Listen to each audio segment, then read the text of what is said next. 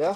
I think that's bullshit. I'm gonna have more money, more money, more money, what about more weed, okay. more rhymes, more platinum hits. And what about over there? More, in his coffin. more.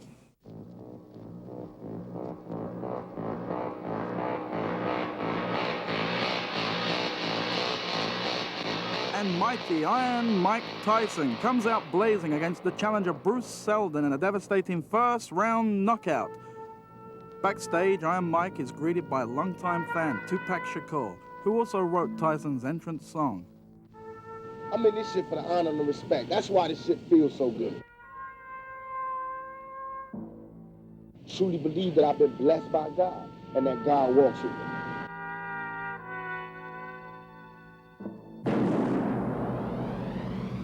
Controversial rap artist Tupac Shakur is fighting for his life. A gunman opens fire on rapper Tupac Shakur's car. He is in critical condition. Rap star Tupac Shakur was riding in this black BMW with a music producer when someone opened fire.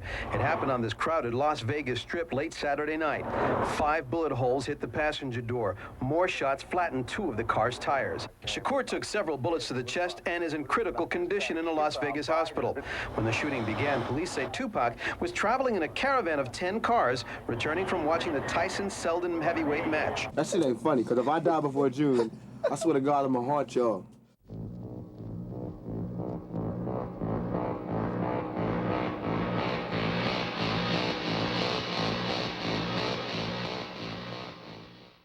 Tupac wasn't born, he was sent to us. I mean, he got the greatest mother in the world, but he was actually sent to her, and she was good enough to let him come to us. And he gave himself to the world. Given name is Tupac Shakur. I'm from the Bronx. And then I went to high school in Baltimore and then moved to Oakland. He came into the world kind of like in chaos and mass confusion to begin with. You keep in mind, his mother was a former Black Panther. She was like part of the Panther 21 trial back in 1971. You know, she wasn't even sure of who this man's father was. Panther 21, my mother was famous Shakur, father Matul Shakur, godfather Geronimo Pratt, auntie Asada Shakur. You know, I come from a long line of straight soldiers. Our parents, Tupac's and mine, I really felt like raised us to really revere struggle and to look at struggle, the struggle, as a way of uplifting our people, and really kind of indoctrinated us to make us feel like that was our role as young people and as men, that we had to serve Black people. As a matter of fact, an aunt of mine says, she always says to me, or she used to always say to me when I was young, that, you know, what are you here for? And if you're not here to serve Black people, then, you know, what's your purpose? He lived in New York City with a Finney for a time, and, you know, they went from Baltimore and then wound up out in Oakland, so he was constantly moving from place to place. So he never really fit in anywhere. Pop moved out from Baltimore, and what happened was he's I believe somehow related to Linda Pratt, and I guess because of Geronimo Pratt, the great political prisoner, they was that's his godson or someone like that. But anyways, to the story was that Pac, he stayed with us for a little bit, basically because his sister was dating my brother. And when he moved out here, he was always into his rap thing. He always wanted to get his rap thing on. And you know what I'm saying, when he came, it was like it was something new for the town, for the neighborhood, because he was so tight that we knew that he was gonna make it somehow. And you know what I'm saying, he was gonna get there somehow, because he was always determined to try to get himself up out the condition that he was in. Yeah, first time I met Pop was like 86. I met him down at the Recreation Center, and that was back in the days we was rapping, but we was just coming from the head, really. We wasn't doing too much writing and he came out and he had like a song written, it was fat. And that's how I said, that nigga got some shit. You know what I'm saying? Yeah, he had tight shit way back then, and then I guess he moved over to this side of town. He was staying right here. And that's when him and my boy hooked up, and him and my boy they hooked and had the thing. They was hella cool. Yeah, him and Afeni, his mom is Setua, and him, they stayed right here in this apartment right here. It's door number 1, this the 89 building. This one of the vines up in the jungle. City here, Marin City, we call it the jungle, right? And when I first hooked up with Pac, we was down on the front. It's the storefront out there. It's a parking lot, actually. It's a parking lot area. And we got down there, and he came up rapping. And it was like, it's this new kid in town. Yo, I want y'all to hear, you know what I'm saying, who this dude is, right? So he got down there and started rapping. I came, you know, fronted off with him, see what he had, right? And I did a little rap, he did a little rap. And from there on, we just hooked up, I guess, because what I was doing at that time, which was rapping, and that's what he was about at that time. So I introduced him to my cousin Gable, Darren Page, my boy here, Amani, you know what I'm saying, and the whole crew, Click of Lace, and we hooked him up, right? And that's when Gabe started, Gabe heard him rapping. Gabe started coming with beats. Yeah. You know, him and Gabe clicked. Yeah. They, then our folks, Demetrius and Gabe, like they was the 2 DJs in the town. Exactly. So they kind of hooked up with him and collaborated, you know, and they kicked it off. Then they was doing their thing. Then we broke it off into the big round table thing, and we call it the crew little organization again. TC, as we know of, straight up out of Marin City. And from there, we branched out. We started getting more serious about it, you know, spending more time up in the studio, putting more cuts out of what have you. But my boy Pac was always ambitious, you understand what I'm saying? He was eager, he was hungry, like, he'll eat rap, drink rap, sleep rap, and it was just like another thing to me, you know what I'm saying? It was added into what we did. Exactly. I didn't take it seriously. It was another fad to me, right? But you could tell he was going somewhere with it. Well, like I remember when he first came out here, actually it was like the second day, and he was kicking at the house with my brother. We was eating like we had just had dinner, and what happened was, you know what I'm saying, you know what I'm saying, we said, Pac, man, you know how to play hoop? He said, yeah, man, I know how to play hoop and whoop the whoop, you know what I'm saying, like that. We said, yeah, man, let's go see some hoop at the rec down there, because we was all balling at the time. It was like, you know what I'm saying, everybody wanted to get their ball on, you know what I'm saying, whoop the whoop. And when we went down to the rec, we was come to our surprise, the man didn't know how to play no hoop, man. He was a good rapper, but he should have left the basketball alone. He always tried. He would shoot bricks and air balls and things like that, but it was all cool. Cause after a while, he said, nah, I'm just gonna stick to the rap game, man.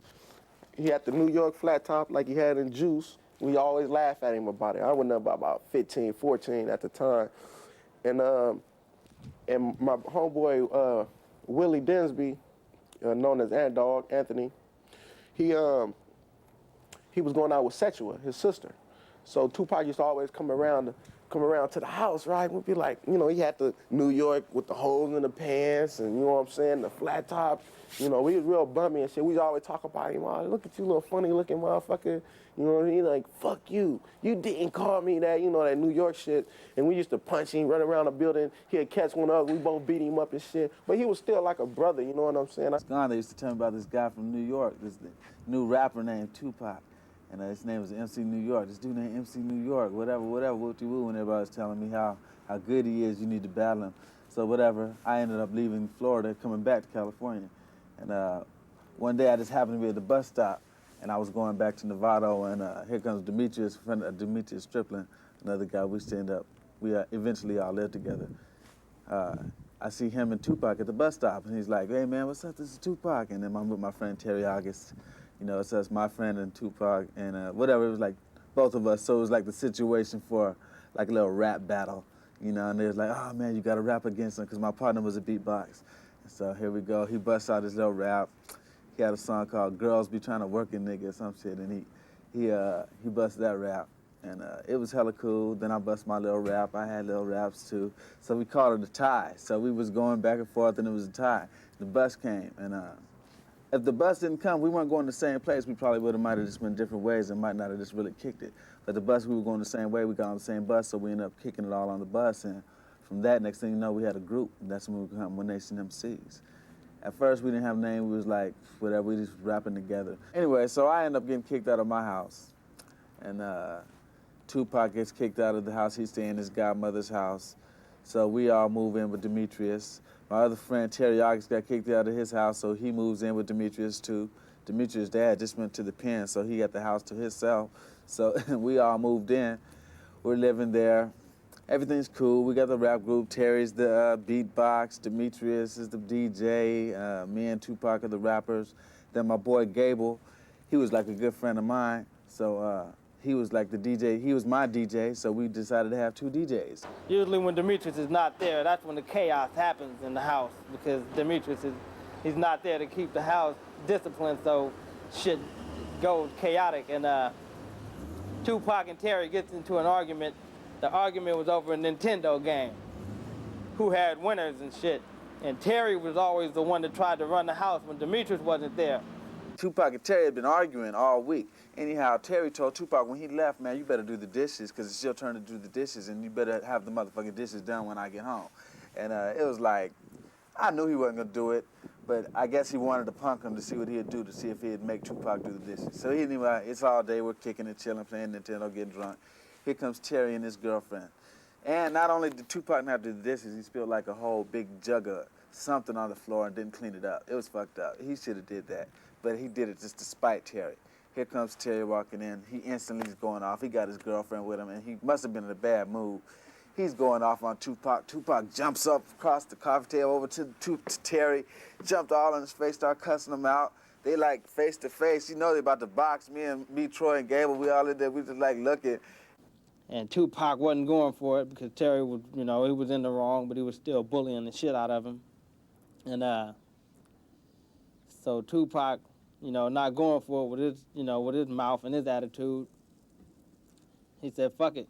He ran up from about 10 feet away, coming with a wild right, and threw it and missed and hit the corner of the washing machine. Big washing machine, didn't budge. Well, it was cold. It had to hurt so bad. It said, bam, right on the corner. Whole knuckle was just instantly just swole up. He missed. We're like, oh, he missed. Terry scooped him up, dropped him, and kicked his ass. He didn't go to the hospital after hitting the washing machine, and he was a good actor, playing off the pain. We knew he was in pain. His hand swole up twice the size of his hand, and I knew he had to like shatter a knuckle or break a finger or something. But he never went to the doctor. It never healed right. And he was in pain for a long time, trying to play it off. That's probably where he got his acting skills. We had our little tour thing. We had a little tour we put together. We was going to L.A. to do a show for the New African Panthers. This was hella cool, because to us, this was like, fuck it, we're going to drive to L.A., from like the Bay to the L.A., we're going to do this show for the Panthers in South Central L.A. We hyped. We didn't estimate the traffic and all that bullshit, so we got there like 6 hours late, and we kept stopping at payphones, calling them, telling them we'd be there in about an hour. Called them about 5 times saying that.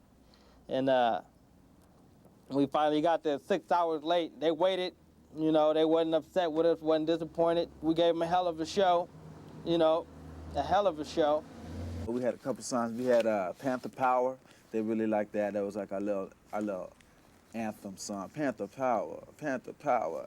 We had One Nation MCs, and then we had a song called Fantasy. And so we did 3 songs for them. And they had a whole agenda for us for that night and the following day and all that. And then part of that agenda was a self-defense training class, and which included full combat and full contact combat.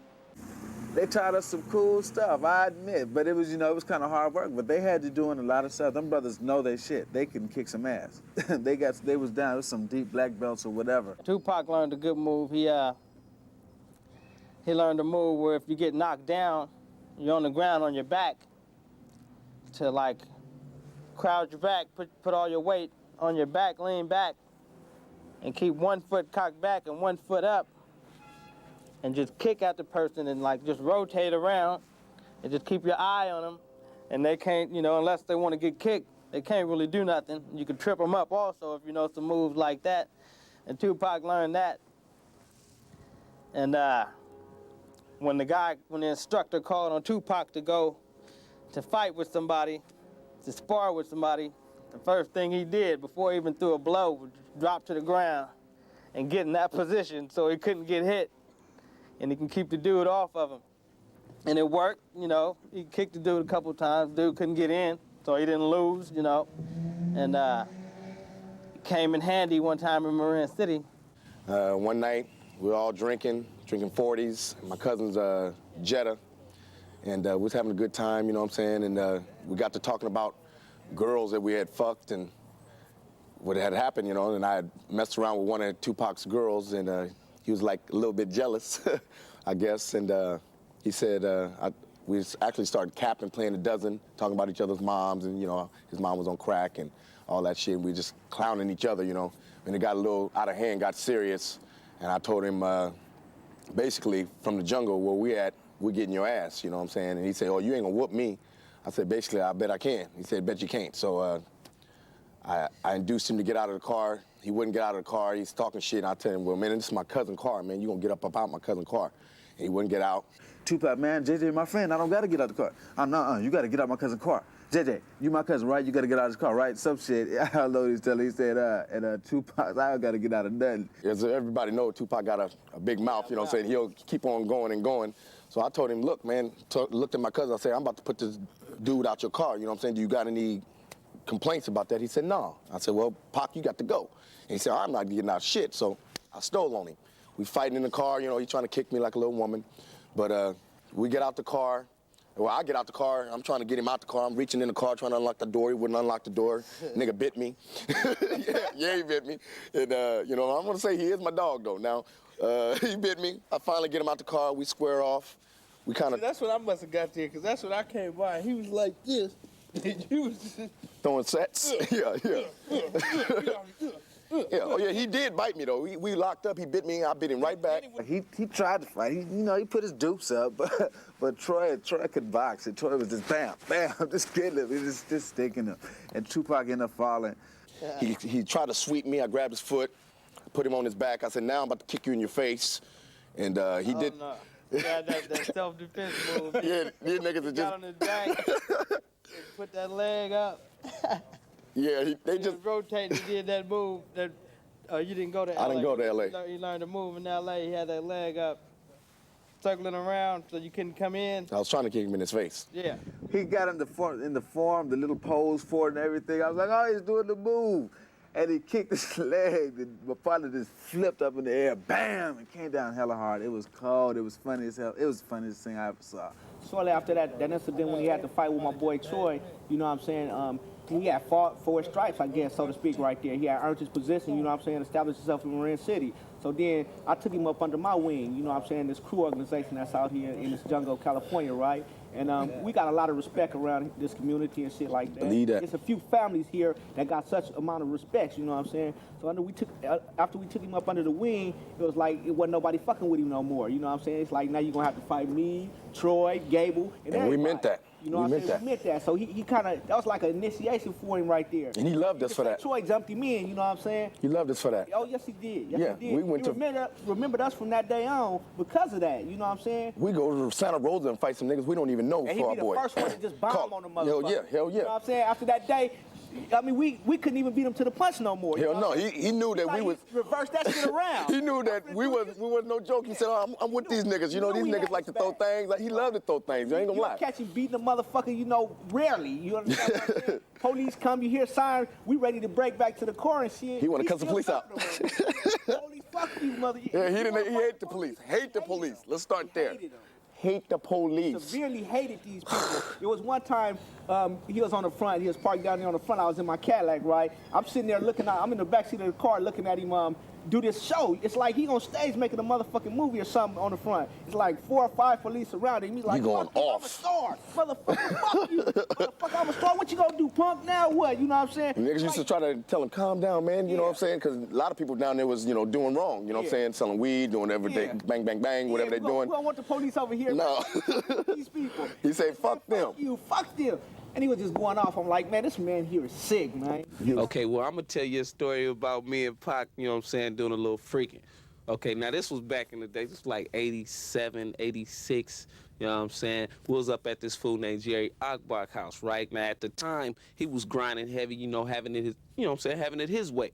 So he asked us to watch his female while he went to go handle some business. So he got me and Pac sitting in the house, you know what I'm saying? We sitting up there rapping, kicking it, you know what I'm saying? His bride on Grimm's heavy.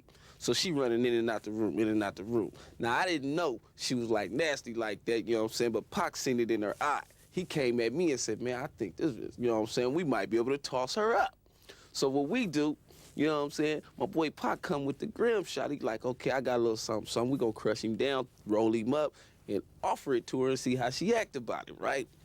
So before we even had the opportunity to finish setting up our plan, baby come out the room damn near naked, talking about what's up, right? Now I'm feeling kind of bad because this is Jerry's house. We in his house with his bitch, you know what I'm saying? Pac smiling, you know what I'm saying? But now I was feeling kind of bad. So we kind of like try to play it off, you know, it was like, well, you know, we don't really know about this freaking you talking about. And baby was like, okay, well, shit, you know what I'm saying? If y'all don't want to fuck with it, you know what I'm saying? And then she leave out the room. My boy Pac come at me. Ice, what you doing? That's bad, man. What's up? You just gonna pass it up, you know what I'm saying? So he convinced me, talked me into doing it. So we end up going in the back, you know what I'm saying? Baby end up being like this monster queen, you know what I'm saying? She coming off, slobbing the nigga up, you know what I'm saying? Swinging the booty, everything. You know what I'm saying? Me and Pac do monster freaking. We all get dressed, get back ready. Jerry come in the house, we act like ain't nothing happened. You know what I'm saying? This the kickback spot. He never knew, but now you know. In actuality, Tupac was he was quite serious man too. There was one event where we was at the Travelodge Hotel around the corner. We was all up here parlaying in 79, the next building over from here, right? And we had a few 40s and we was drinking, smoking on some dozes and shit. And we asked this dude to take us to the hotel, right? So me, Brew, a few of the boys, we got together, and Pac, and went over to the hotel room. So we over there drinking, and the dude get ready to go. He jump up and say, well, I'm getting up out of here. Like he gonna leave us. Yeah, like he gonna just leave us there. And we looked at each other, you know, and looked at him and said, well, partner, check this out. You can't go nowhere until we get ready. So partner tried to raise up out.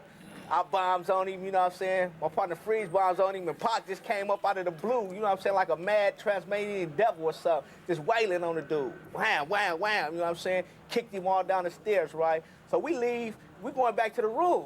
Pac just pacing the floor, he pumped up, you know what I'm saying, blowing damn near fire out his nose and shit. Dude is in his car by this time. Pac walk up to the window and just start blazing on it. Lock, lock, lock, lock. Hitting the window hella hard. I'm like, man, what is you doing, Pac? You know what I'm saying? Come on, it's over with. So the police ended up coming and all this type of shit. They put him in the back of the car, put me in one car, you know, find out who he was. But since dude wasn't there, they let us go. We get back to Marin City. This is in Mill Valley, shall I remind you. We get back to Marin City. This boy still got a temper up to here. He take a big-ass flower pot for no apparent reason and throw it to the back window of this apartment building over here. I'm like, man. When I knew him, didn't him to live that way, he would have died a long time ago. It's just like a dog. When you have a dog, you can fight the dog all the time. You can keep fighting the dog. But one time, if you fight that dog, you can break that dog's spirit. You know what I'm saying? And that's what I feel would have happened to him if he would have stayed in the jungle. Tupac, you know, he was in Marin City. He was going to school there. He was living in the ghetto, you know, selling drugs and everything. But he was also, you know, getting involved in these poetry readings, you know, that was run by a woman named Layla Steinberg, who was a part-time teacher at Bayside Elementary School, and she also used to promote shows. She'd promote shows there sometimes in Marin City and at other community neighborhoods, and she was working with a rapper named Ray Love, and Ray, you know, Ray was trying to pursue his rap career, and then one time she was, I guess, teaching at Bayside Elementary School in Marin City, and Tupac came up to her, and I guess they had both been reading the same book, and you know, they hooked up, and he became you know, kind of her protege. She was his manager. Him and Ray Love were in the group called Strictly Dope. Ray Love had already been hooked up with Tupac, and they became Strictly Dope. They did their thing for a while. I guess they maybe a group. I don't know how long they were a group. They did their thing, and eventually, I guess Tupac wanted to be solo, and Layla hooked him up with Atron Gregory, who at the time was Digital Underground's manager. And Atron was so impressed by Tupac, he went and introduced him to Shock G. Greg Jacobs, Shock G, Humpty Hump, dude from Digital Underground, the lead rapper from Digital Underground, gave Tupac like a little audition, just let him bust a rap for him, and he liked it so much, he was just like, well, yo, why don't you come on tour with us? And they took Tupac on tour with him. He became like the Humpty Hump dancer, doing the little Humpty Hump dance. And they went to Japan. They went everywhere. They went on like a world tour. I was the roadie. I was the roadie for Shock, and I'm carrying the equipment, holding my faith, you know what I'm saying? That's what I had to do. I'm a hustler, so I did that, and on my spare time, when we go on tour, I pick up all the shit I had to pick up, drop it down, you know what I'm saying, and brush down the piano, and Shock would be playing the piano, and like Serge or Latif or Kane would be rapping at the piano, and that's when I would let people hear me. I'd always be ready with a rhyme, and I kick a rhyme. Moni, everybody started listening to, and that's how I started getting friends in the industry. Then I knew people, you know what I'm saying, and that gave me confidence. I would, you know, get more risky, you know, write shit. And then Shock was like, you want to do the same song? I was like, hell yeah. So I had like 15 minutes to write my part. I just scribbled the shit out, did it, and people really liked it, and he felt good. And he was like, I want you to be the rebel of the underground, you know? I want you to keep me underground, keep me street, because I would have never thought to do nothing like that. And I want you to keep me down there. And what I'm going to do is give you whatever you need from Digital Underground. He had no place to keep his clothes and stuff, because I think Shock moved out of the department right before the tour because he wanted to get a new one. So Pac kept all this shit at my place, and he said he was gonna help pay rent at my apartment. And you know, when he came back, he said he'd pay for all the time, whatever it was that he left all this shit there. And when he came back, however, he didn't pay me because he said Shock fucked him out of some money. And so it was no problem with me. From that point, he got his own place over in Oakland. Tupac had an apartment in Oakland with all the Digital Underground members. And one incident, I went over there with Mike Cooley, and we were smoking blunts, watching Brenda's Had a Baby. It was the first day it came out. You know what I'm saying? He was on the phone calling New York, calling everywhere. He was hella hyped about it and shit. And he just kept smoking, kept choking. And somebody knocked on the door. I like, glide down. He like, damn, he get to pulling 12 gauges and Glocks up out of everywhere. Glocks up out the kitchen, you know what I'm saying? So it's like, I was like, damn, what the fuck going on? You know what I'm saying? And then he finally opened the door, right? Everybody in the whole room got a gun. I'm like, damn, this nigga paranoid, man. Why is he so paranoid like that? But he say he got robbed before, and he be damned if they rob him again. Me and Brewster rode over there, and he went to his house. He had an apartment in Oakland. He had an AK, a brand new AK. He had a brand new Glock 9 and a brand new video camera. So we playing some song, rapping on the video camera, playing with the guns and shit, and having a ball. And that was about the last time we really kicked it. Send a shout out to your boy Gable. Ryan D just had his baby. Yeah, Ryan D, congratulations on your baby. What's up, Gable? Congratulations. I know you named it Tupac. Let's check out my messages. And eventually, you know, his stage appearances grew more and more. Digital started letting him do more stuff, and then he rhymed for the first time in 1991 on the Digital This Is an EP release, which led to him getting his own deal with TNT and releasing the album Tupacalypse Now. While I was hustling or whatever, Tupac would be writing raps a little more than me. He wrote all the time, too. He was just like me. And I figured, you know, so we used to always say, man, you gotta write, you gotta write. And I remember he'd like come down, I'd be shooting dice, and I remember he'd come down with like songs like Brenda's Got a Baby, and he'd like, oh, dude, check this out, come here, man. I'm like, what's up? He'd show me like, I could see how he wrote it, you know, Brenda's Got a Baby. He'd say he'll start busting the rap, saying he'd have the chorus already worked out. He'd be like, Brenda's got a, you know, he's like, I'm gonna have the chick and the dude singing that with dude. I'm like, okay, that's tight. All right, I got to go, you know. And next thing I know, he said, man, come to the studio, meet me at Starlight at 12. We go down there, here he is, woo-de-woo, hooking up songs, you know, just like he said, man. I'm like, that's tight. I remember when he first came out, had so much energy, and when I read interviews with him, even like his definition of niggas never, ignorant, getting goals accomplished, was so deep in the way he used to talk about, you know, black nationalism and black economic communalism and black cultural nationalism and struggle in his songs. Brenda's Got a Baby and Dear Mama. He has so much to give us. I mean, the cat was wealthy. And we are some real niggas! There you go, Pac. She interested. There you go, Pac. She said it's cool to talk to me. Don't you know you got a great pair of legs? Yeah, man. For her. For her. They talk like that here. For her. For her. when we talk like this, for her. Walking down the streets in New York, I got a 40, not a court. So listen to the thought. Back in the J-Town, I bet they didn't know that Tupac would come up and I'm never going down.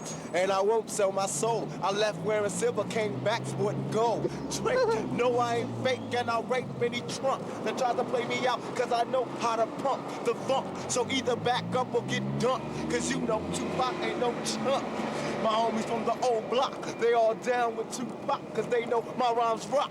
And they never really changed, cause I came back the same, still with the same name. Tupac, I drop any pump I pop. If you think you can rock, then get dropped. Here we go, I can flow, and I ain't through yet. I ain't frontin', but the blunt is going out, don't sweat. A biker, a Chinese. We don't have the lights, but I got the fucking thread. Stop, let me walk by. I'm in New York, watch me walk high. Anybody wants to front, they could get hit like a motherfucking blunt. And you don't stop. I had heard his material previously, but it didn't strike me as gangster-oriented. It was kind of like gangster, but it was kind of like a revolutionary gangster. And to interview him, he struck me as just somebody that, you know, you kicked it with on the corner, man. He was like one of the boys. He was really like one of the boys, and I came away very impressed. He was very cordial to me. You could see the anger in him, but at the same time, he was a very introspective young man, and we had a very intellectual-based interview, which lasted like for more than an hour. And I came away very impressed with him, because it wasn't like some rappers, they just want to get into it for the money. He actually had a plan, you know, a plan of action.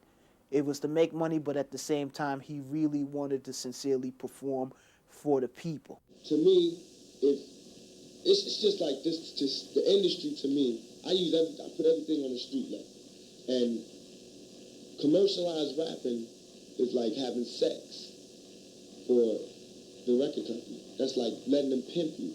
So it's cool if you letting them pimp you and you getting the money. You're reaping the rewards of the commercial success. You know what I'm saying? If that's what you want to do, cool. But then come out with some hits too. You know, come out with some hip hop. If that's what you got to do to bring the bacon home, I can't blame you. Drop that shit. But on the flip side, you better have some old lottie-dottie shit. You know what I'm saying? And instead of that, they letting, like, you know what I'm saying, groups, I won't say anything, but like, you know what I'm saying, Factory, they just, you know what I'm saying, they just putting out song after song, making like a fucking, like, this is rap. This is a rap, because just because his words are rhyming, that's not rapping. It's a trip, because I remember when he was recording the album, his style, the way it changed, the way he's been growing in his style, or, you know, developing, which is what you're gonna do, especially when you're young and you get older, you get tighter as you get older. He, back then, he was rapping more all mellow. All his songs was mellow. I mean, he had songs like Brenda's Got a Baby, Words of Wisdom, and, you know, When My Homies Call, Part-Time Mother. All his songs were mellow and cool, like kind of like pop, trying to, you know, damn near like I'm trying to make everybody happy. But he had a couple hardcore songs, you know, not really hardcore like gangster shit, just cussing at the world, but, you know, just kind of hard on his level. You know, that was the Tupac that we was used to kick it with. That was, you know, before he started. This is right when he was filming Juice, but he hadn't let the Bishop thing get to his like rap style yet. You know, and that's what happened with Strictly for My Niggas, when he decided to be, you know, hardcore, because now here he is, having done this movie, now he's a movie star and a rap star.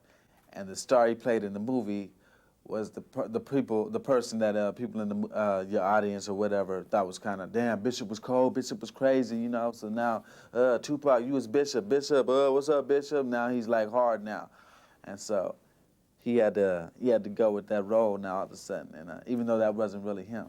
Tupac's, I wouldn't say daily, it's more like minutely ritual. Yo, I got to have a blunt every minute, and if I see another bitch, I swear I'll be up in it like the one we saw down there. The Puerto Rican, she wasn't speaking, but I saw that ass, and I swear to God, I was tweaking.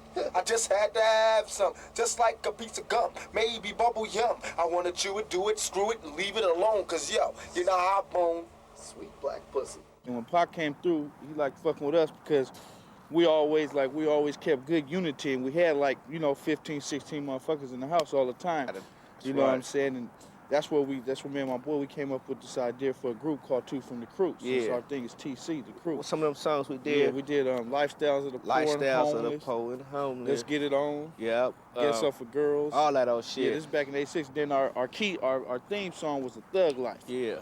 You know, and we came out with that song because I came out with that song because living here in Marin County, you know, this is the only place where it's majority blacks. You know what I'm saying? This the ghetto here in Marin County. Marin. So every time we step out, people always stereotyping us like thugs, they thugs, right? Yeah, along with our grandmother and them calling us little thugs and heathens and shit like that.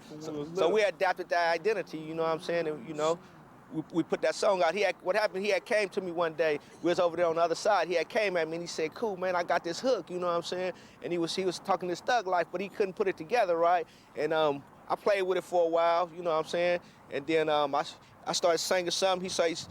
He was saying thug life, and I say, shut up, bitch. And then, you know what I'm saying, we started putting it together, and we came up with this little concept, you know, the thug life. And Pac liked that shit hell of a lot. You know, when he came out here, out of all our songs, that was the one he'd key on. He'd say, swing that to me again, you know what I'm saying? Why don't you throw that shit at me again? That was like the song every time people see me and my boy together, because we, you know, it was Dickie Dang and the Player Shari. That's right.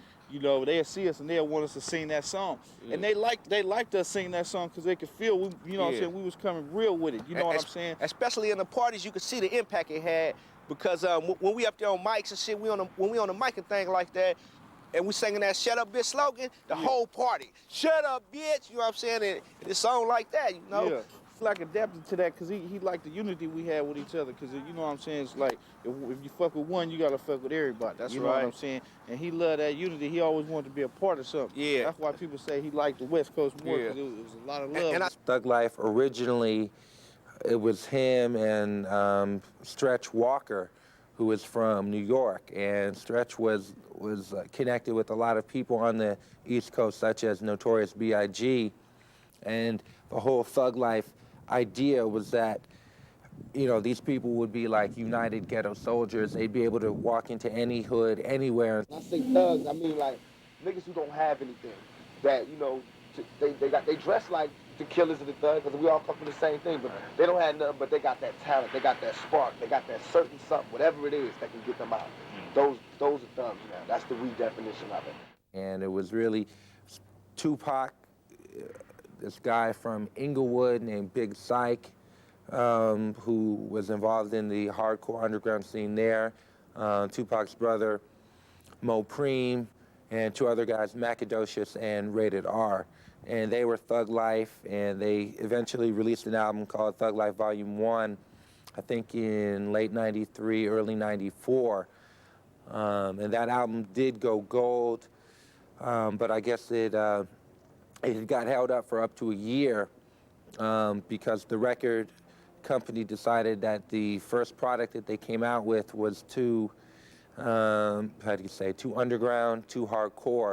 I never thought I was necessarily the best rapper, the best nothing. I think I'm the realest nigga out there. I do think that. I think I own that. If I could patent being real, I think I own that. Because I think being real is just being true. Is the camera on? Yep. Check this out, G. I'm Tupac. I'm with Digital Underground. That's fine. And I have my money, all on my tape, and I want it now. What do you want? I want my tape off this thing. You can't sell my shit. I want that. That's me. Tupac. That's my shit. You take the money out of my pocket, money. Now I want my shit. I want my tape now. Or I'm gonna fuck your whole stand-up. You understand what I'm saying? You don't understand? That's my tape. That's me. That's my group. Now, you're taking money from me. You're selling my tape, but you're not paying me for my record company. You understand that? Now, you have to take my tapes down. Now, if you don't take my tapes down immediately, I'm going to take your tapes down. You take the whole same time? I'm going to do like that. On the floor. Or the bar. Like, you know what I'm saying? Because you're not taking anything. You're still talking. You're taking my shit down. Hey, take the tape Come off. on, man. I'm serious. Hey, take the tape off. Then you have police to take this out, but not. I have the right to do it. But you take it to police. No, I don't have to take it to the police. You don't have You can take it to the police. I'll drop this shit down. Don't drop this shit. You drop this shit. You got my tape. Tell me shit. I throw your watches. He's selling my tapes. He's stealing from me. You understand me? Musician of That's that me. tape, man. That's How you my gonna tape. take this music and sell it? No, he didn't pay for it. We didn't get paid. You get paid off my sweat. You can't say shit. Mind your business.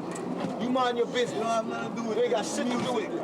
Pay attention. Fix your watch stand. You understand? Now, partner, if I see my tape up here again, by the word of God, I swear, I'm dropping your shit to the concrete. That's mine. You're robbing. I'm not playing. I'm going to watch a movie. When I finish, I'm coming back. If my shit is out here, I'm dropping it. And if he says something, I'm dropping his watches. I'm serious. Fuck around. Fuck around. I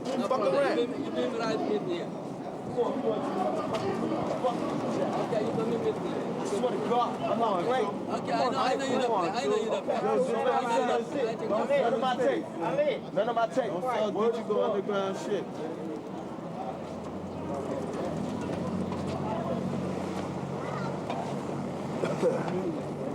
They said man rhyme. Fuck them niggas. Man rhyme. Selling my shit got the nerve to be like crazy.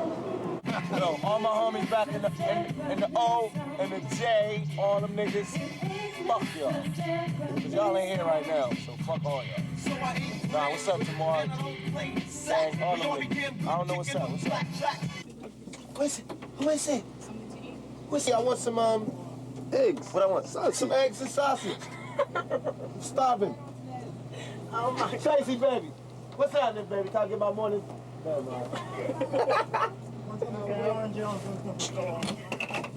See how you hear me? See? Cloud. Tell them niggas up now. You tell them. Fuck off. Say it again. Cloud. I got cloud. Watch this. Watch this. Can I get some orange juice too? Egg, sausage, and orange juice? Yes, thank you. Once you get here, go again as soon as possible. Get 3 orange juices. 3, because you know me. Thank you, baby. Thank you, baby. See? 3 guys. Tupac had a charisma. He had a special charisma. There was something special about him. You saw it in some of his records. You saw it more. Saw it a little bit more in his movies. You know, he had that glow. He had that charisma. There was nobody else that looked like him. I mean, he had the eyebrows. He had the cheekbones. He was like, you know, handsome.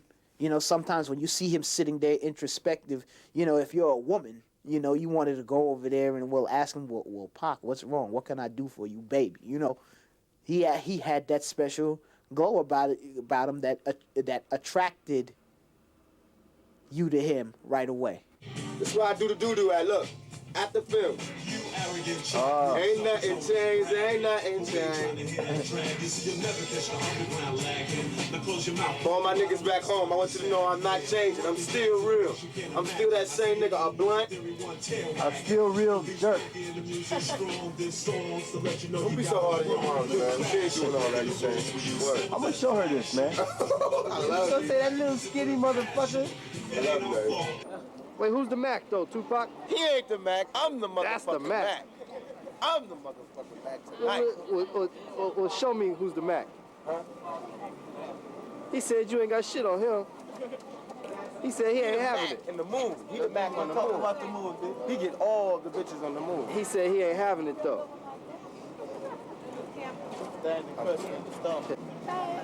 Y'all go to California? Yeah. You live in California? Yeah. It's gonna be Tupac's new girlfriend. Huh? This is Tupac. Tupac? Chill with that. Oh, you didn't want him to tell me your name? Why? What's your name? Shasha. Y'all kick me. Yeah, That's my nickname. My boy live right around the corner here. Right on 50 So what y'all doing out here? going to movies. Y'all just out here visiting New York? Doing the movie. Doing a movie? Yeah. Doing a movie? Yeah. So y'all doing a movie out here? What kind of movie? Action adventure. It's an action adventure. Action and Y'all adventure. Yeah. Look like I'm down for some action and adventure. Don't my niggas look like we down for some action and some adventure? Seriously, what y'all doing out here? Y'all just out here visiting. And we in the studio. Movie. And movie. Nah, I think it's my job. Doing a movie. See, I'm not from here, I'm from DC, but I got to finish school. I finish school next year.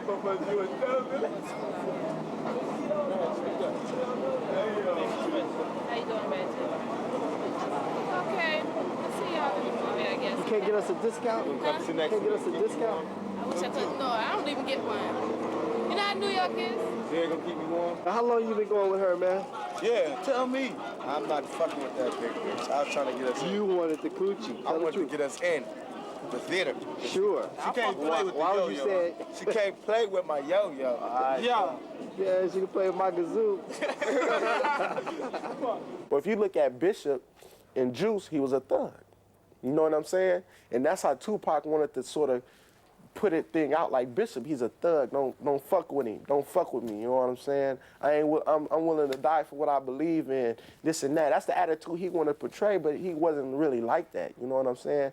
I mean, he probably never got the chance to love nobody because ain't nobody ever loved him. After this Bishop shit, all of a sudden people thought he was hard, and that's all it took. It convinced him, okay, I just got to be hard. And he started making that change. And before you know it, now you got Tupac Thug Life. Strictly, you know, he comes strictly for my niggas. He throwing a couple tattoos and shit. You know, and all of a sudden, you know, he's starting to change that slow progression to the Tupac he was, or the Machiavelli he was before he died. Put the camera back here so I can say, fuck y'all bitches. Do it look like I need y'all? Y'all don't suck my motherfucking ass. Fuck them bitches. Them young, disease-carrying hoes, all them young white broads. How you know they got diseases, man? Because they been passing them shits around like they was papers. You cut some? Never. Because I don't fuck with them bitches. I don't fuck with them whores. Damu, you know which ones is passing them shits around because you seem to always catch one. Sorry, you know you my nigga, Moose. But you do be catching them though, G. You and Pogo, y'all some famous. Let me get some and burn it. Burn. Burn sold his dick, man. Man, your dick ain't even working anymore. That shit done went to the clinic so much. Yo, we leaving my house now. Fuck everybody. The opening movie Juice, he had a pajama party in Frisco. In his first movie, oh man, he was so excited, you know what I'm saying? He called my house, Troy, man. I know you coming, you know, you, Kendrick, and your boys, you know what I'm saying? So we rented a limo, and he had a limo, we was behind his limo, we were in Frisco, and we parlaying, we having a good time. And after the thing was over, they had an after party in Oakland. So he said, yeah, man, y'all limo follow our limo. And he was kicking half the people out, you know what I'm saying? This is my favorite incident, my boy. He said, okay, these niggas here, I want you to make sure they in, you know what I'm saying? Give them a little pass and everything, you know what I'm saying? He treated like king, and that's what I have to say. That was my favorite incident, that he didn't leave us out. Even though he did, you know, kind of shied away from the jungle after that little incident down here happened. He never forgot about his real boys, you know what I'm saying? I'll give him that. And we were following them, and a car, they shot up our limo. Somebody drove by in a car, and my brother was up in, you remember that? Yeah, I remember. Yeah, my brother was up in, sticking out his head off the limo, and they said something, and we don't know if they was after Pac or after us. You know, it was just like 3 limos, and we were following their limo. They just came and just blasted our limo, and bullet holes all through the car doors and shit. One bullet went through my partner. Yeah, went through my partner's legs and hit the radio, and I'm right here on the door, and if it would have went through it, it shot me straight in the ass. Him very hot. Okay. If Bishop from Juice was a reflection of young black male today, I wouldn't be honest if I didn't show another reflection. All of our young black males are not violent. They're all not taking the law into their own hands. They're all not going to that extreme to accomplish some sort of achievement in their life. So this is just another way of showing how you can be a young black male and accomplish something. Lucky is doing it the opposite way the Bishop did. He's working. He's very responsible. He's deliberate about the things he's doing. He's taking care of his daughter. He's a respectful person, you know what I'm saying? He lives at home with his mother. He's not sweating it. That's where he wants to be. He wants to work. He wants to set goals and accomplish them. This is the barbecue. We're the hot sauce. Prophets ain't know about the hot sauce. So you gotta think hot sauce. You got to have the hot sauce. It's real. It's just how you feel when you get around somebody you like and you can't express yourself. Everybody's going to feel that frustration. Everybody's going to feel that stutter when you want to say something and it don't come out right. Everybody can relate to that black, white, small, tall, fat, short, skinny, all that. So that's what it's about. It's like, it's just that awkwardness of being around somebody that you really enjoy and you really want to get to know better. But you don't want to give up nothing. They don't want to give up nothing. So it's a tug-of-war game. He used to come back, and I remember the first time he got into an argument, we came down. He came down. He first learned how to drive. He had a little green Celica. He used to always drive in the jungle and shit. He had his little backpack on, had a little sailor phone. He used to shoot dice. You know, in the morning shooting dice till the late night. All that shit was in the jungle. So he's shooting dice and shit. He'll win or lose a little bit of money. And then he'd come back, kick and smoke weed, and he'd play some of his songs he'd been making, you know what I'm saying, to get vibes or whatever. I guess he was coming to town to get away. But one day he came out there, and we was in his car. We was just, you know, grooving off the blunts, and Ricky Coleman, he came. He was like, you know, Tupac, what's up? Why you claiming Oakland? You know what I'm saying? Why you saying Marin City ain't nothing but, you know what I'm saying, motherfuckers selling dope and bitches getting pregnant, you know, because that was what was going around the town. So Rick addressed, you know, he ain't dressed him in a respectful way. He was like, fuck you, you know what I mean? Get the fuck up out of here, you know? So Tupac was like, man, I gotta go, man, before I shoot somebody out in this motherfucker. And I'm like, man, that's cool, man. And Rick was like, man, you a punk motherfucker, you know, kept calling him out his name and shit. And Pac was like, I gotta go. He always received love from us because we all had love for him, you know what I'm saying? It wasn't like when he made it, it was like that it was bad vibes for all of us, but it was like, you know what I'm saying, it was one brother that made it. We just expected a little bit like from him to help us out, his other fellow rappers. The complaint was over negative comments Tupac made concerning the residents of Marin. The conflict came to a head at the annual Marin City Festival, which Tupac attended as a guest. The end result was a 6-year-old child being fatally shot. A few weeks before the incident took place, me and Tupac was backstage in the Richmond Auditorium here. He was performing there that night. And it was me, my brother Charles Jr., and my cousin Brian Tyne. So as we got to talking and shit, we brought up the festival because it was time for the festival to come around. And we had told Pac the festival was going to take place, you know. Maybe he ought to come over and, you know, holler at us or something like that. So we left there and headed on back to Marin City. Then a few weeks, when the festival came about, he came. He was actually there. The girl Layla, she had came up to me and she said, are you still cool with Tupac? I'm like, yeah, that's my dog. We still cool, ain't no problem. Because there was some type of controversy. He had posted said something about the people here in Marin City. So so she said it was cool. You know, I told her it was cool. And at that time, 5150 was on the stage, you know, and they had just got off the stage. And my brother Charles Jr. came and said, you know Pac here, don't you? You know what I'm saying? Let's go holler at Pac. I was like, okay, in a minute. I was with my kids and we enjoying the show and shit. So I walk over there and Pac with Man and a few bodyguards and shit like that, Maurice Harding. And I walk up to him and I'm like, man, what's happening? How you doing, Pac? He like, what's up? Where you been, boy? I've been looking for you all over the place. So we get to talking and shit. We cutting it up, you know, trying to establish the next time we're gonna meet or something like that, right? And this guy walked over and he's like, man, what's up? And he was walking up on Pac like he was ready to hit him, right? And Man stepped up in front of him like, man, you know what I'm saying? What's up? You got a problem with something? You know, like, you know, bodyguarding Pac and shit like that. I'm like, nah, ain't no problem. Dude say it ain't no problem. So he walk off, right? And Demetrius come over, you know, and he's like, man, you know you're not supposed to be around here, you know. And he fired on Pac. Boom. He hit him, and then all kind of commotion start jumping off. You know, like when it's a fight, everybody come to, you know, see what's going on. And when that commotion jumped off, it was a backpack that was handed around. You know, these little kids that came with Pac, it was about 6 little kids, you know, and they had a little backpack, and that's where the gun came out of. So they got the gun out the pack and shit like that. Some people say Pac got the gun, but I never seen the gun in Pac's hand. I seen it in Maurice's hand. So Maurice was over here at this time. When the commotion broke off, somehow he had ended up over here. And it's like people running around frantic and shit like that, you know. No, at first they looking at the fighting incident. So when Maurice got the gun, that's when people went into a panic. And he cocked the gun and he tried to shoot, the gun jammed. And he cocked it again. I'm looking at him the whole time. He cocked it again, tried to shoot, nothing happened. Then like on his third time cocking it, he shot and boom, that was it. Everybody started screaming and yelling and running. And I turned around and I ran and dove. After the shots was fired and shit, you know, when I didn't hear no more shots, I raised my head up, you know what I'm saying, to see what was going on. And then it was people already in pursuit of him. You know, they was already chasing him and Harding, and the little kids had went a different way. You understand what I'm saying? And it was Harding and Tupac that ran the same way. So what they did, they ran here and they jumped over this fence. You know, even at that time, Pac being my friend, I had to make a decision, you know what I'm saying? I mean, somebody shot, you know what I'm saying? He's shooting around and all my family down here, my kids and shit. I'm like, you know, I felt like, you know, fucking him up or something. So I grabbed a big ass rock and I ran behind Michael Gibson and Harding, right? I'm finna just hit the car, break the window or something so we can, so he wreck or something so we can get in that ass or something, right?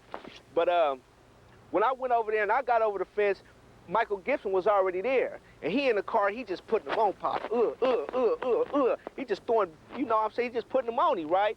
While the police and everybody is around. I'm like, well, goddamn, I don't got to do shit. There it is, you know what I'm saying? So I step back and somehow Pop get him out of the car. And I think Maurice is driving at this time. It's like people trying to just turn the whole fucking car over and shit like that. He was in a Cherokee, actually a Cherokee Jeep. So they're gonna just run people over, you know what I'm saying, getting the fuck up out of there. He continued up this street right here, you know. You got about 200 mad motherfuckers, you know, running behind him. He wasn't driving fast or nothing like that. I think he wanted to turn into the police station right there. But for some reason, he stopped like about right here for some reason and just stopped. But I think he got out because the police presence was known. But at the same time, you got 250 motherfuckers mad. They already destroying the truck. They hitting the truck with bottles and bricks. I mean, you should see that car after they finished with it. They fucked the car up so bad. But let's see. When I came around, the police was standing with their shotguns. They was trying to, you know, people to calm down and shit like that. They was hitting Pac so hard with rocks and bottles that he climbed up under the front end of the police car. He was literally up on the ground up under the car. You understand what I'm saying? And the police couldn't do nothing to stop it from happening. So they finally was able to calm people down and disperse people, you know, as more police units came and shit like that. They was finally able to get the crowd calmed down. So they took him, and instead of taking him to the substation right here, they took him around to Sausalito, to the substation of Sausalito, which was a probably smart decision because you would have had 1,000 people out there, you know, not gonna wait until Tupac came out, you know, wouldn't have been able to get him out of there, and that's pretty much was it. Although not directly involved, the Marin City shooting was first in a long line of troubles that Tupac faced. As his fame grew, so did his legal troubles all across the country. Charges ranging from assault to the shooting of 2 off-duty police officers splashed across headlines, making Tupac Shakur the most famous rapper in America. But his most serious charge was one of rape, an accusation that Tupac always denied. It was on the night of November the 30th, 1994, when Tupac and his entourage went for a recording session at the Quad Studio in New York, when 2 gunmen opened fire and shot him a total of 5 times.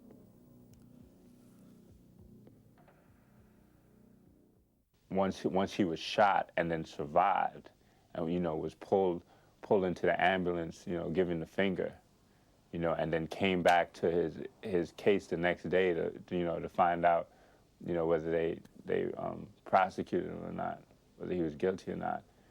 I mean, that was it, you know, legend was made. There was no turning back for the hip hop, you know, community as far as Tupac was concerned. He was like, you know, a heroic figure. When he got shot, I feel he got shot for a reason, you know? I mean, like, say he got shot in the balls, that's for raping a girl. He got shot in the hand, that was for always holding guns and shit. Then he got shot damn near to the head, and that was for Kai. You know what I'm saying? I mean, so, and he still lived, you know what I'm saying? I feel that was his chance for him to turn around, because that's when he did Me Against the World. But I feel that all that anger and shit ate him up so much that he couldn't hide it. You know what I'm saying? I think he tried, but he couldn't hide it. You know, that's why he always talk about, well, I'ma die and bury me a G and all that other crazy shit. See, Tupac wasn't crazy, but from when he grew up from a little boy until he was 25, when he died, you know, he didn't really get to be a man. But that's why he was so mentally fucked. You know, his mom was on drugs. His sister, you know, it was hard because he was older. He couldn't do nothing for her at the time. And, I mean, I feel the same way because I live that way. And it's like, I mean, by the time you get the money or where you need to go, it doesn't even matter. It's like the money supports the habit now. You know what I'm saying? So, I mean, he wasn't crazy. He had a lot of sense. But there was a lot of things he couldn't control. It was after he went to jail for his sexual assault conviction, and nobody would bail him out. His bail was set at $1 million. You know, here was this guy that was just a bad boy. His media image portrayed him as someone completely out of control, who was very much like his screen persona. You know, nobody would bail him out. Nobody would put up the $1 million. And the only person that did that was Suge Knight of Death Row Records. When I was in jail, Bad Boy, Puffy was the crown fucking Don. Even though Suge, as big as he was, and Snoop, at that point, they just with 2 million sales, they took the whole shit. Yeah. Because Suge had Snoop to worry about with the trial. He couldn't be out there. That's what you're supposed to do. Right. Into Tupac, a young captain. I want to join the family, Don. Get me out. I want to join the family. Got me out. I'm out. I'm in the family. We make out. We went through some sacred shit, me and this nigga. Me and this nigga Suge. We was, every day I did my album, he was there every day. Every night we stayed up. We tossed it up together. We went out. We went to Mexico together. Went to Hawaii together. We went everywhere. Took this chain right here. He probably made this the most popular item in the world. I mean, he took it and he flashed it on All Eyes on Me. He flashed it all the time. It was the proudest thing he can be involved in. He was, Pac come from a real deep background for us, the Panther Party. And Pac used to say, me and you and Death Row, we like the Panthers Party, but we're not going around there saying Black Power this, Black Power that. We actually doing stuff. You know, we feeding people, we giving jobs, we giving hope. Tupac wanted to be a leader. You know, he had the charisma to be a leader. You know, he had the intelligence to be a leader. You know, he had everything, you know, he had the credentials to be the leader, but he didn't have, you know, what the psychological know-how, you know, to really become a leader. Instead, he was more of a follower. And I think that's what brought him into the death row camp with Suge Knight. He was impressed with Suge. You know, it was almost like hero worship. The greatest joy to me, that Pac would tell you, he wouldn't sugarcoat it, he would tell you the truth. Like the first time, it was things I didn't even know. The first time he ever been to a basketball game in his whole entire life, I took him. And it was the Lakers playing the Bulls, and you know, we had our floor seats around the floor, you know, with the food and cracking jokes, talking about the players, Robin running here, talking about this person, and we would make a big thing about it. So after the game, he'd grab me and be hugging me. He said, man, I had so much fun. He said, don't you know, this is the first time I ever been to a basketball game? So you look back and go, man, that's like you actually done something good. About 4 of my partners, we flew down to Vegas. My buddy lived down there.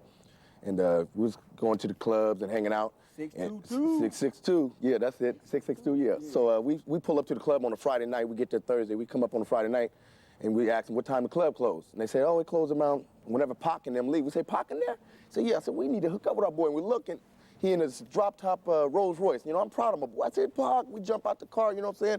All these brothers rush up with guns, you know what I'm saying, come out with their guns out and shit. We was like, you know what I'm saying, straight up, hey, man, I ain't got nothing to do with nothing. He said, they're my partners.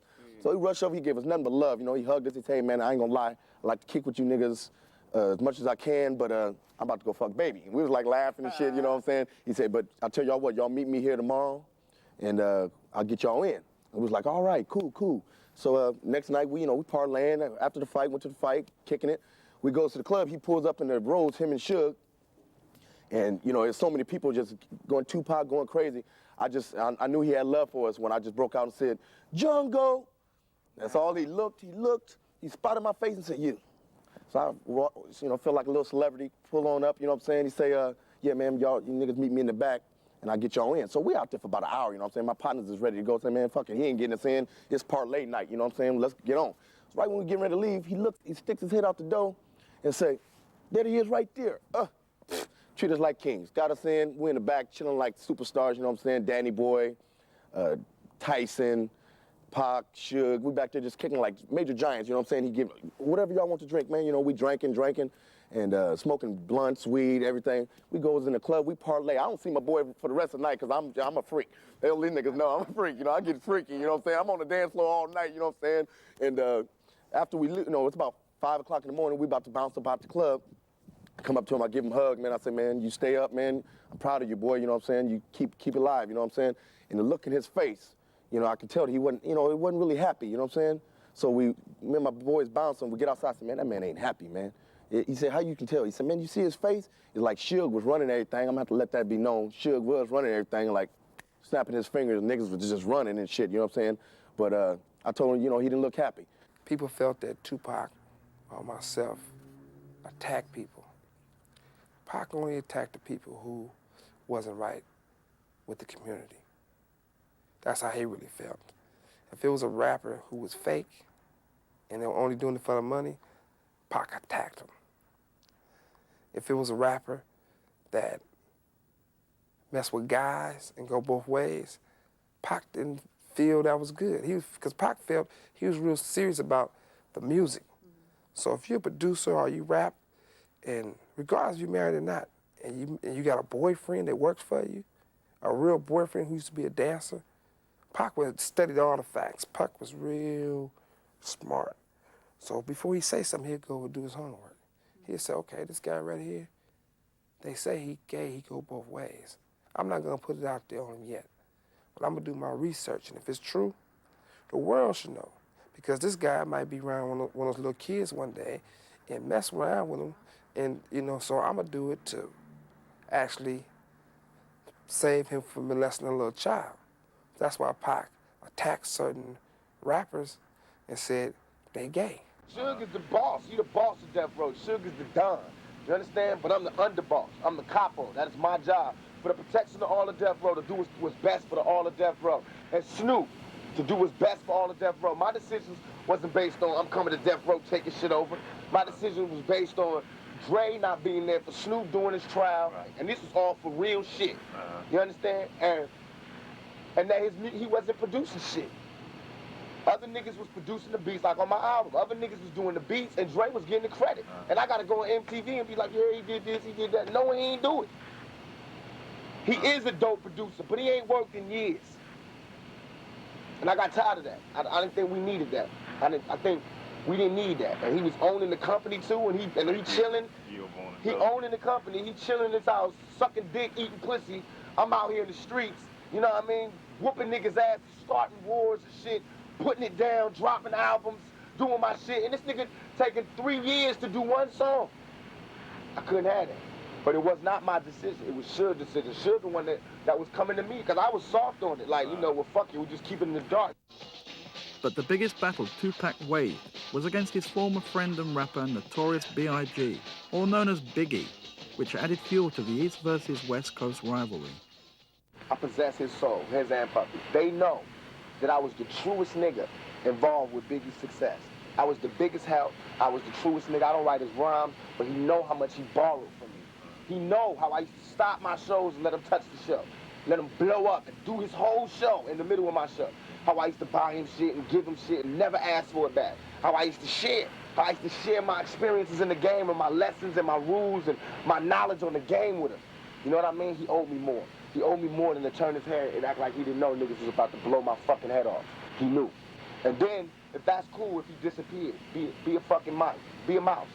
If you are a mouse, be a mouse. But for me to know, like, 3 weeks ago this happened, and then 3 weeks later your album's coming out, and you are fucking done in your album.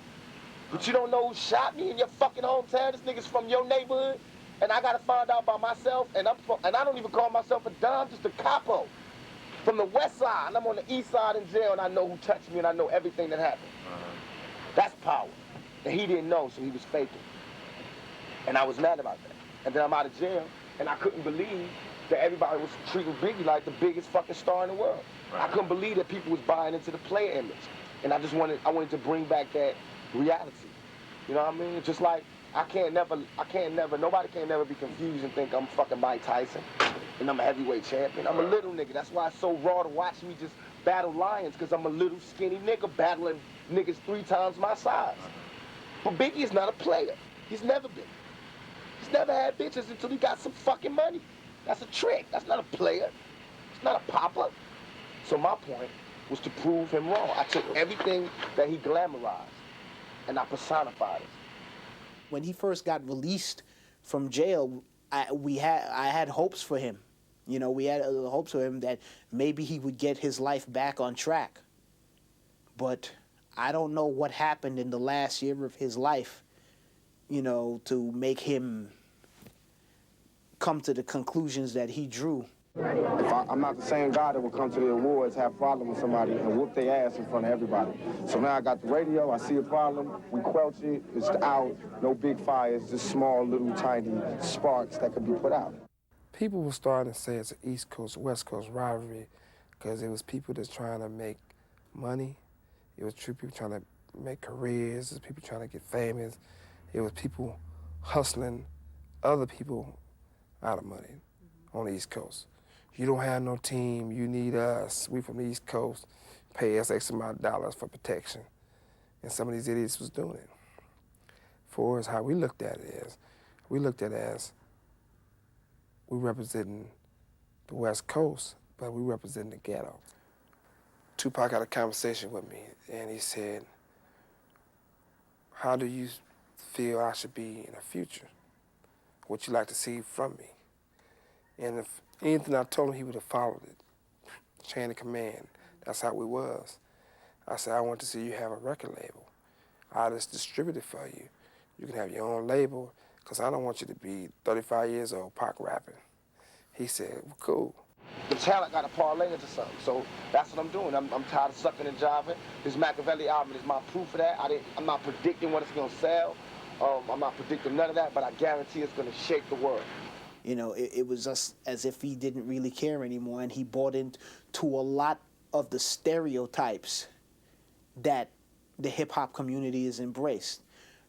It was just incredible to just listen to him. It was the same time, it was frightening, it was funny, and it was also very sad, because that could have been any one of us. Had he been corrupt, it made you ask questions. Was he corrupted by his fame? You know, was he taking bad advice? Or when he threw in with Death Row, you know, was that like his own personal death wish? Tupac done the album. He called me and said, look, come to my house right now. It's about 3 in the morning. I go over his house. I'm smoking my cigar. He's smoking his cigarettes. He said, look, I want the album cover to be me on the cross. Because I feel I've been being crucified. I'm here to be crucified like Jesus. He said, I'm not clowning the religion or nothing, but that's what I feel. And I told him, you know, as usual, I'll handle it for you. So I called Whiskey and he and our art department, and they done it. And Machiavelli, it's like, he feel better about that album than he do All Eyes on Me. He said, because, you know, I'm speaking so real. I'm coming all the way from my gut to my heart, out through my mouth, telling the people how I feel. Then I got an album called One Nation. That's for everybody that's shooting darts at me, player hating, you know what I mean, behind this East Coast, West Coast shit. My plan was always to unify, you know what I mean? It was only to, it's like a military coup. When the CIA, they don't just go to the country and start, you know what I mean? They got to get the niggas that run it out of there.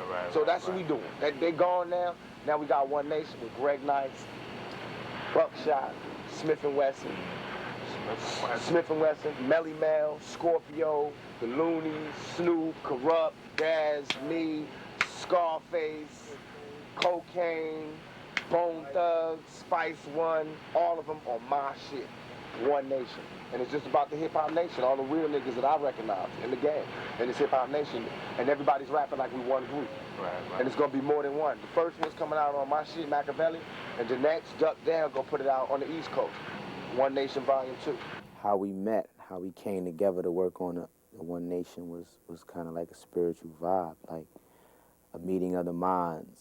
Like when you hear Tech and Still talk about I shine, you shine, and we speak about The Shining, and if you've seen the movie The Shining, dealing with a type of a mental telepathy or inner knowing, and just calling out to that knowing. And it's kind of like he called out specifically to us, and just speaking to him over the phone, and it was like we knew each other. We never hung out before, so we knew each other. So everything was spiritual, and when we met, it was all love. So like 5, yo, what's up, nigga? Yo, I seen you before, type of thing. You know what I'm saying? Heckin' Tupac come down the stairs with a blunt early in the morning. Drew High and Buckshot is playing with the water guns.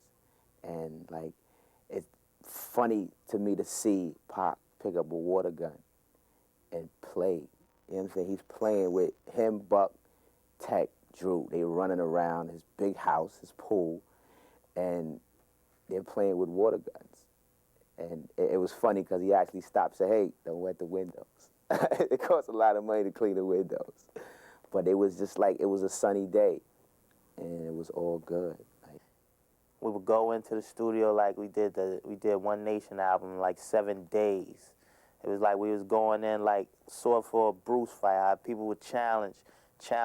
We was all Bruce Lees stepping into the studio. The studio was the challengers or the different artists who would come up to challenge us. All right, this is how you want to challenge? We got to kick your ass right now, then go in, boom, lay it down, write it, boom. Artist to artist, he inspired me. He put the fire in my butt because I seen him really get to work, and he really was, he gave us a saying. We borrowed a saying from him called goat mouth, which is what he called his engineers and anybody who was like slacking. He would scream, goat mouth, goat mouth. Come on, goat mouth, let's go. We got to get to work. And it was so bug because nobody took it personal. Or maybe they just was scared of him. I don't know. On September the 7th, 1996, Tupac Shakur and Suge Knight found themselves ringside at the Mike Tyson-Bruce Seldon championship fight. By all accounts, Tupac was in a happy mood until one of his entourage pointed out a man who had robbed him a few weeks earlier of his death row medallion. Tupac immediately confronted Orlando Anderson, a known gang member with the Southside Crips, and a brawl ensued. After security came, Tupac and his ever-growing entourage left the MGM Grand Hotel. Orlando Anderson refused to press charges and left with his friends. At 9 o'clock, Suge took Tupac to the Luxor Hotel, where he changed his clothes and then went to Suge's Vegas home for a party. Approximately 2 hours later, the party decided to go to 662, Suge's club. The caravan, led by Suge's black BMW, headed up the Vegas Strip, when he was stopped by bicycle police because of his license plates and was let go shortly after. A few minutes later, the caravan made a right at the Flamingo when a white Cadillac pulled up next to them at the crossroads of Flamingo and Caval. A man came out of the car shouting at the BMW and then started to fire a gun.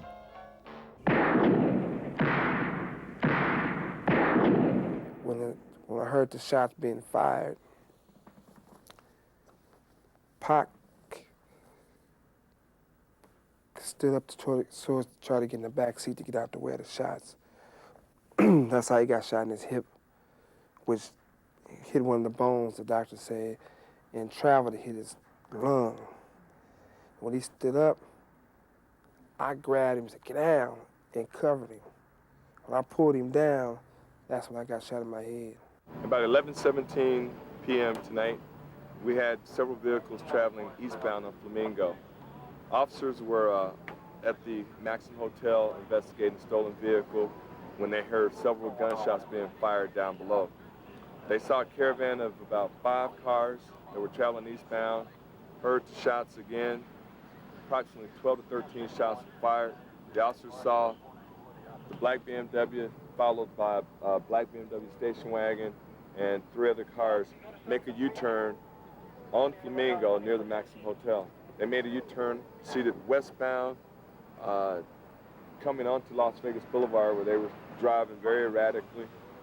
They radioed that they heard the gunfire and saw these vehicles traveling in such an erratic fashion. Other officers who were working the strip area were able to get the vehicles stopped here, as you see.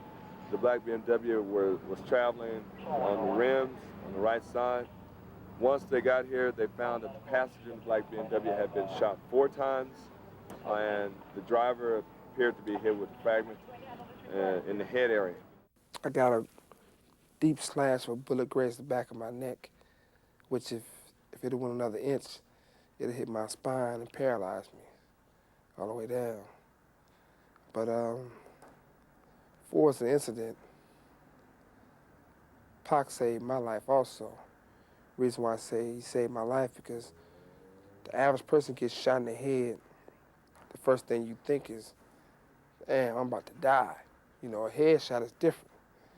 And there was blood coming everywhere. And my concern was him. I said, you hit? He said, I'm hitting. So I said, I'm gonna get you to a hospital right now. So I'm driving like a madman, trying to get help to help him. And the first thing he said, laughingly, jokingly, loudly, is, I need a hospital? You the one shot in the head. Don't you think you need a hospital? His car was riddled with bullets Saturday night in Las Vegas. Tonight, rapper Tupac Shakur is in critical condition. We started getting a lot of phone calls, you know. People were saying that he got shot. People were saying that, you know, they saw it on the news, and a lot of people were calling us to find out what happened, and we didn't know. Rapper Tupac Shakur remains in very critical condition tonight after being shot in an ambush in Las Vegas over the weekend. Shakur's right lung was removed after he was shot 4 times in the chest. I went to the hospital to kind of find out what was going on. He was still, you know, struggling for life, and they had just heard that he had opened his eyes. So, like, people were kind of hopeful that, you know, he would make it through it. And plus, everyone thought that Tupac was so strong because of the prior shooting. You know, he was kind of seen as like this hip-hop Lazarus. Coming up next on the 10 o'clock news, his lyrics, his life reflected a gangster lifestyle. Tonight, Bay Area rapper Tupac Shakur is dead of gunshot wounds. Controversial rap star Tupac Shakur dies of gunshot wounds from a drive-by shooting. Tupac's mother was the first one to say, when you have a memorial, I don't want nobody to wear black. I'm wearing white. Tupac has gone to a better place.